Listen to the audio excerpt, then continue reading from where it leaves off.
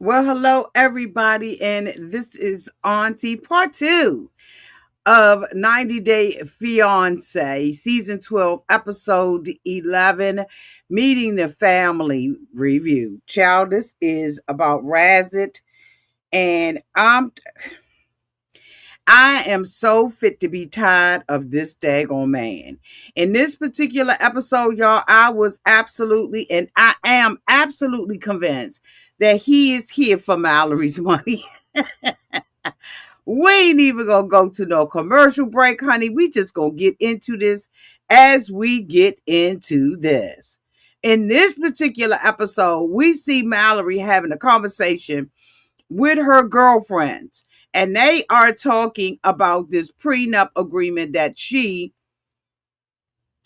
has decided that she is going to spring on Razid. Now, as we all know, in the last couple of episodes, money has been an issue in this relationship, as well as her relationship with Brandon. Okay. Now, we know that he does not like him. He has lied, in my opinion, and said that the Turkish men do not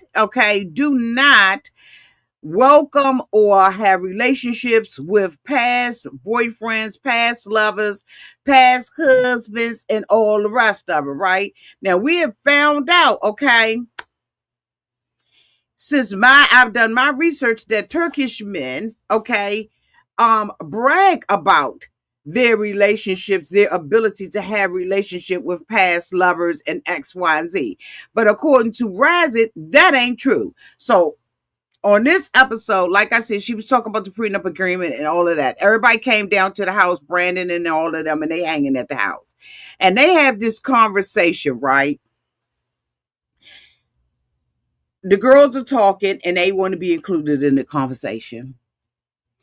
And Mallory talks about how she almost lost her life in a car accident and that she has some money that is set aside in an account that is growing, I'm sure, interest in all of that. She has put this money to the side, right, so that she does not spend it, because this is money that she has received as a result of a tragic accident that she was in when she almost lost her freaking life. She's put this money aside. She said that she had purchased a home. The home that she lives in is hers, and it is in her name, not anyone else's name. This is a home that is in her name, right? So she wants to protect it because she is aware that there are immigration laws, right? That from the last time I know, I think that it has changed since then, but she is responsible for him financially for the next 10 years should she marry him. She wants to protect her assets and everything, right? Because she said she got the home before she knew him, she got the money before she knew him, and she wants to protect those assets with a prenup with Razid. Okay. Now, I know that prenups can seem scary and it can seem uneven and unbalanced and all that kind of stuff, right? But if you are a person who has been single and you sign an agreement, what I came in here with, I leave with. What you came in here, you leave with, right? And I know that that sounds very cruel to a lot of people. But honey, let me tell you, if I was to ever get married, I'm going to have me a daggone prenup. And that's going to be understood before we even really get serious about each other. Anyway, I digress. This not about me. I'm just saying it. So the guys are hanging around the house, Brandon and his friend, and Razzie, and they're listening to what's being said. And so she throws it at them since they asked about it. And Brandon comes out and says, I don't think it's right for you to do that, right? Because he gave up his whole life to come over here to be with you. So how dare you withhold anything? Look at what he sacrificed. He walked away willingly for love, not for a house, half on a house. He didn't walk away allegedly. Allegedly, he was willing to walk away from it for love. But we found out a couple of episodes ago that when the push came to shove and he wanted a Dubai, the first thing that came out of his mouth was what? You got that money. The worst thing that anybody can do is count somebody else's money. And that is exactly what he used to justify her paying $800 for him to wipe his butt. And she told him, you can wipe your butt with toilet paper like the rest of us. She ended up finding a $25 add on piece that went onto the toilet that gave him exactly what that $800 Dubé was going to give him. But the first thing he brought up, y'all, was her money. At that time, she had a conversation and told him, that is not money that I'm living off of. I'm living off of my salary and everything else. That money is put up for safekeeping. But a man who loves a woman and said that he was so concerned about her when they had the accident, as soon as he wanted something, he brought that money up. So Razid is absolute. He told her in no uncertain terms, he did not hesitate, neither did he bite his tongue. He came out of his mouth and said, you're rich. And she said, I'm not rich.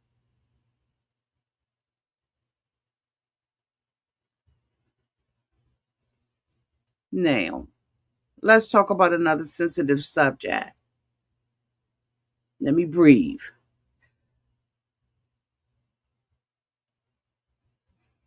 He was living there with his mama now. And his mother and them are currently living in a tent. He has basically told Mallory, in addition to all the other bills that you are paying for me to live here, I also want you to send $150 a month to my parents. Everything about Razid or whatever his name is about money. There's been nothing that I've heard him talk about that has not been about money. And not his money, but her money. Brandon says that you don't bring finances into a relationship and money has nothing to do with it. Do you know that that is the number one issue that causes divorces? Is finances? That is even before intimacy or any other thing that comes along with a relationship, Brandon, you dumb mother. Now, I have been siding with Brandon, not siding with him, but understanding his plight because Razzie has been so disrespectful. And the opportunity that he gets to be as loyal to Mallory as she has been to him, he throws it in the trash can to side with Razzie over her money. So is everybody aspying her money? Is she hanging around the wrong crowd? Is Brandon getting a kickback off of her money? Is that why he continues to stay in the relationship? Are they as close as they are? Had she not had this money sitting in the bank and was able to throw a big old party with all kinds of beers and stuff? What's really going on? So, of course, Razid is standing there. He's benefiting from the conversation because he does not want to have a prenup. He wants people to feel like he has walked away from anything and a whole bunch of stuff. He ain't walk away from nothing but a tent village. And I don't mean that in a disrespectful way. I don't mean that to be disrespectful, but I mean what I say. He's walking away from possibly living with his parents in a tent. Why aren't the parents living in someone else's home? That's the first thing. The second thing is when he sat down with his brothers, they actually said in front of Mallory on purpose, in my opinion, you need to continue to send money to take care of mom. How much money was he making over there that he was walking away from? Was he walking away from $5.50 an hour? I don't see him coming with any assets and bringing anything. All I see him doing is the only thing I see him doing is asking and asking about Mallory's money and counting her pocketbook. He's counting her coin purse. And Brandon steps in and says, you didn't think about the sacrifices that he made. Did he think about the sacrifices, or does he count it to benefit to him? Let's talk about sacrifices. What did he sacrifice? What did he have? Did he have property, land, cattle on a hill, a big, huge bank account? What did he really walk away from? Did he walk away from being one foot in poverty and another foot? Get the out of here, Brandon. This is supposed to be your home piece. And if she is saying that she's uncomfortable with this and she feels like this is something that she wants to do, then God dang it, she should be able to do it. Thank you so much, Nathan. Hey, boo. Thank you so much, boo, for the $2 super chat.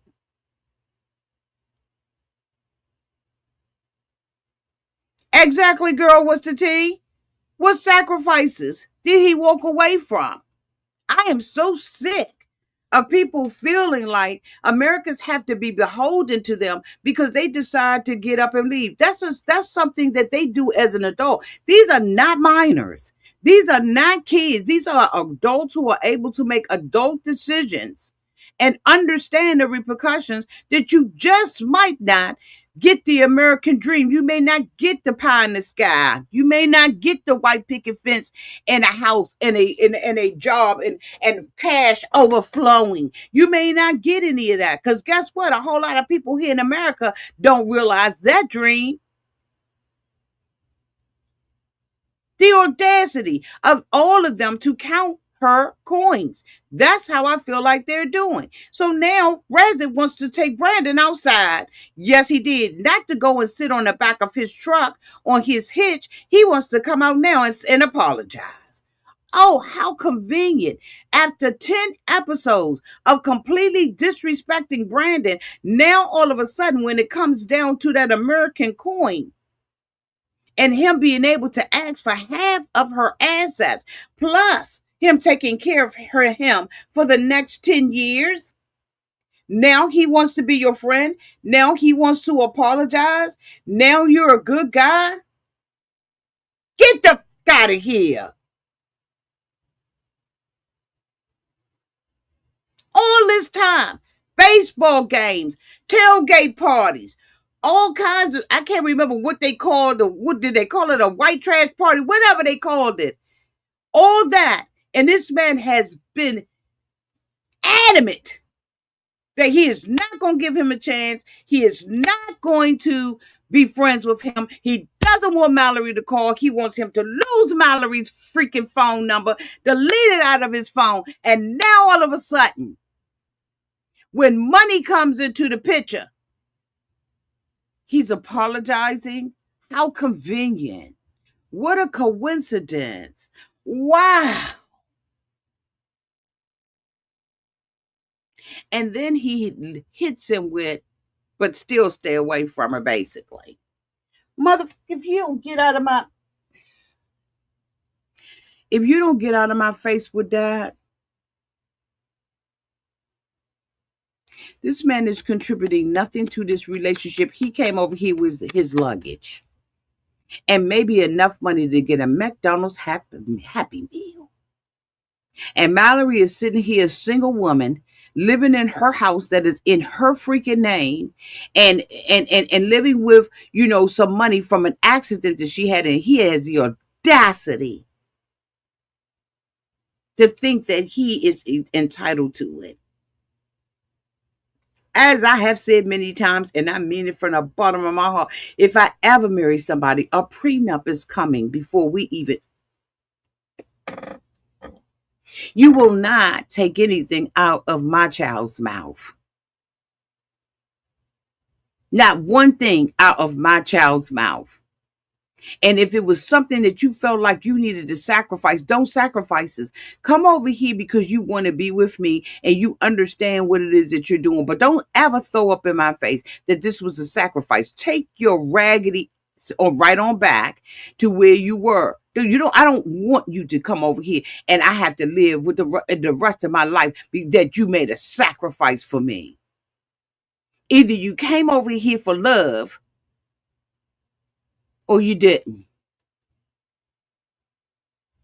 I got to sacrifice everything just to love you. Well, bitch,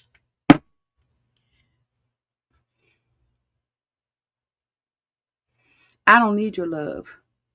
This man has embarrassed him from episode 1. He is not like Brandon at all. He has even embarrassed Brandon in public at a public baseball game after he was privileged to throw the first pitch. And this month is sitting up here talking about he deserves something and apologizes. And Brandon said, come on, let's go on in the house. Mighty funny that Brandon took his apology like that. Brandon, you don't need him as a friend.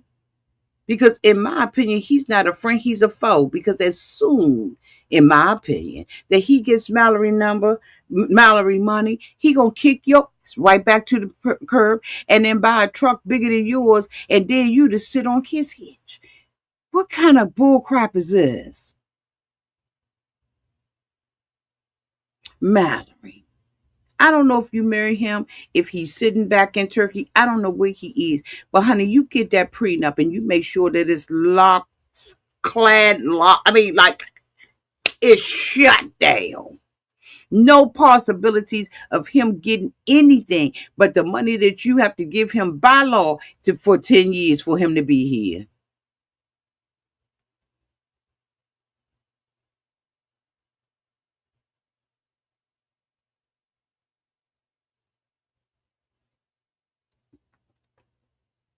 I think that these people